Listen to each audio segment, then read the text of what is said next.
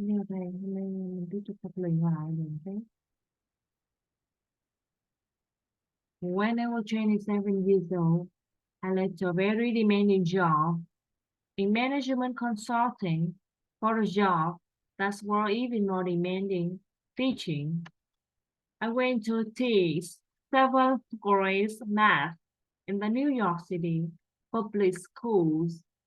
And like any teacher, I made a coquizziting test. I gave out homework assignments. When the work came back, I calculated grades. What struck me was that IQ was not the only difference between my best and my worst students. Some of my strongest performers did not have a stratospheric IQ scores.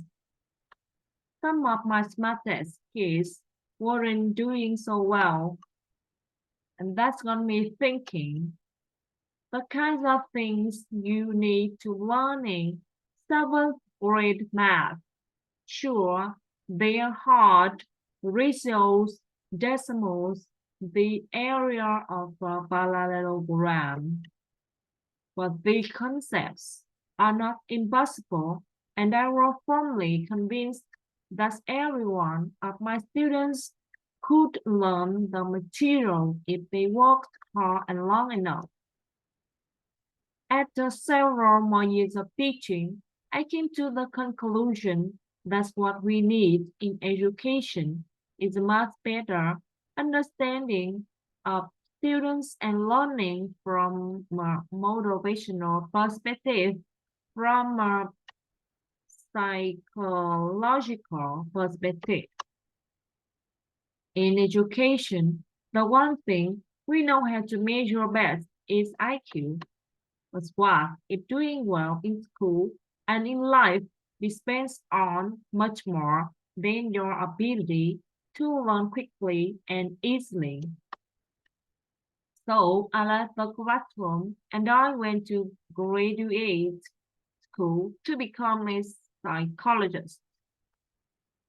I started studying kids and adults in all kinds of super challenging settings, and in every study, my question was, who is successful here and why?